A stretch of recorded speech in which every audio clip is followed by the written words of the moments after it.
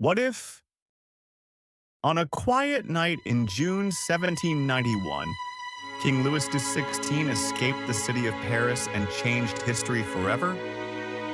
What if that single journey through darkness, fear, and love had saved not only a crown but an entire world?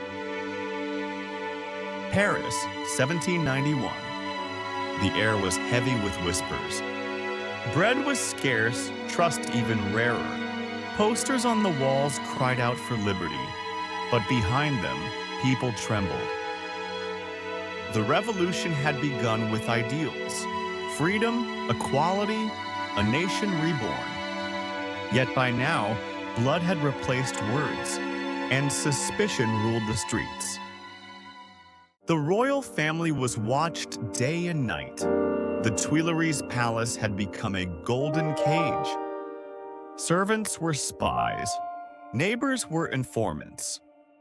Louis XVI, once seen as a benevolent monarch, was now a captive of his own people. He signed laws he didn't believe in. He smiled for crowds that no longer cheered. And when the candles went out, he sat in silence, haunted by the echo of a guillotine. That did not yet exist.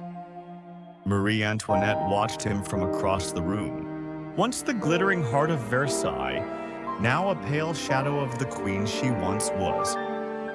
Her powdered face hid sleepless nights. Every glance toward her children was laced with terror, for she knew, better than anyone, that revolutions did not forgive queens. In her loneliness, one name gave her hope: Fersen. Count Axel von Fersen, the Swedish noble who loved her not as a queen, but as a woman trapped between duty and death. He had been her secret strength for years. Through letters written in invisible ink, he promised one thing: I will save you. Behind the scenes, Fersen began to craft an impossible plan. Months of preparation, false identities, forged passports, military routes disguised as mail roads. Even the timing was chosen by the stars. A moonless night, when Paris would be quiet and the guards half asleep. He arranged everything: a special carriage, large enough to fit the family, strong enough to outrun fate. It would carry the king, the queen, their two children, the king's sister Elizabeth, and a few loyal servants. Fersen himself would drive the first part of the journey. June 20th, 1791. A night that began like any other. The streets calm. The revolution unaware. But inside the palace, the air was thick with tension. Marie Antoinette, disguised as a governess, carried her sleeping son in her arms. Louis, dressed as a servant, walked beside her silently. Each step echoed like a heartbeat. When the gate closed behind them, neither looked back. Fersen waited with the carriage in the shadows. When he saw them appear, his breath caught in his throat. He opened the door. "Your Majesties," quickly. The horses whinnied softly, as if sensing the weight of destiny. And with that, the carriage rolled into the night. Hours passed. Paris grew distant, a faint glow on the horizon. Inside the carriage, the children slept. The king stared out the window, counting the stars. Antoinette held a small locket, a miniature of her husband and son, and whispered, "May God guide us home." Fersen rode beside them until Bondy, where he stopped to change horses. He knew he could not go further without risking exposure. As he took Antoinette's hand one last time, she whispered, "Will we see you again?" He looked into her eyes. "If you reach Montmedy," he said, "I will find you." Then he was gone, swallowed by the night. By dawn, the plan began to falter. Delays at each relay station, suspicious glances from villagers, one coachman late, another drunk, hours lost, tension rising. Louis insisted on slowing down, not wanting to tire the horses. Ironically, that mercy would cost him his freedom. In the small town of Varennes, a postmaster recognized the king's face from the coins in his pocket. He raised the alarm. Militia gathered. The road was blocked. At midnight, the royal carriage was surrounded. It was over.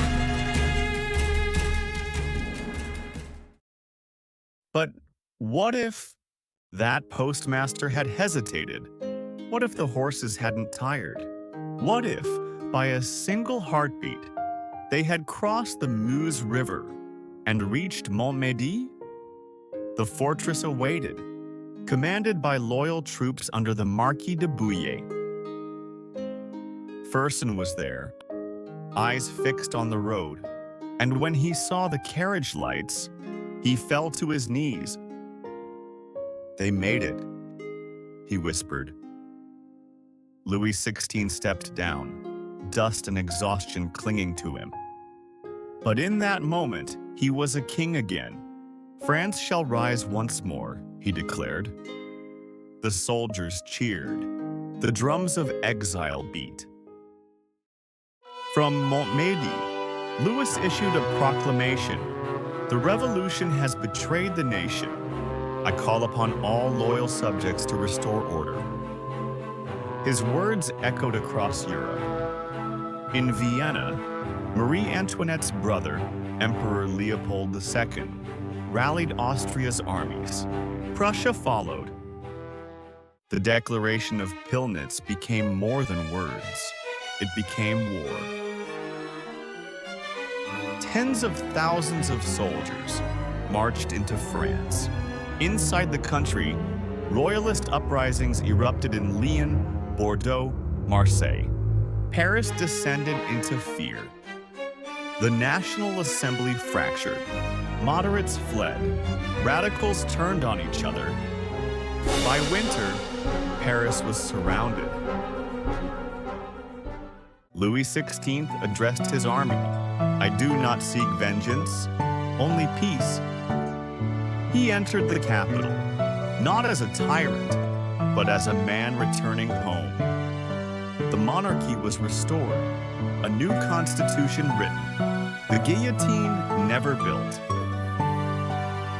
Marie Antoinette, now a symbol of endurance, wrote to Fersen, "We have lived through death itself, and still we breathe." Years passed. France stabilized. The seeds of reform grew slowly. Schools, trade laws, freedoms earned through patience, not blood. Napoleon Bonaparte, a young soldier, remained an officer under the king's army, his brilliance never unleashed on Europe. And Fersen? He never returned to Sweden. He stayed in France, serving quietly as an envoy. In letters, he called Antoinette, the light that survived the storm. They met once more in the gardens of Versailles. Time had softened them both. She asked, "Do you ever regret it?" He smiled sadly. "Not if it meant saving you. But fate, even in this gentler world, is cruel." Years later, Fersen would die in Stockholm, beaten by a mob that accused him of treason. And yet, his last words were said to be, "Je n'ai vécu que pour elle." I lived only for her. Marie Antoinette, older now, walked the corridors of Versailles once more. She paused at a window, watching the sun fall over the gardens. "History forgot our love," she whispered, but heaven will remember. And so, in this alternate world, the revolution ends not with a blade, but with forgiveness. The king lives, the queen endures, and the man who loved her remains immortal in silence. If Louis XVI had escaped that night, Europe might never have known Napoleon, or the Terror, or Empire. A single journey could have changed everything. History is fragile. Sometimes, the world turns on the smallest wheel. A missed horse, a sleeping guard, a whisper in the dark. What if, on that night in Varennes, fate had blinked? Follow Factly Pop for more stories where history takes a different road.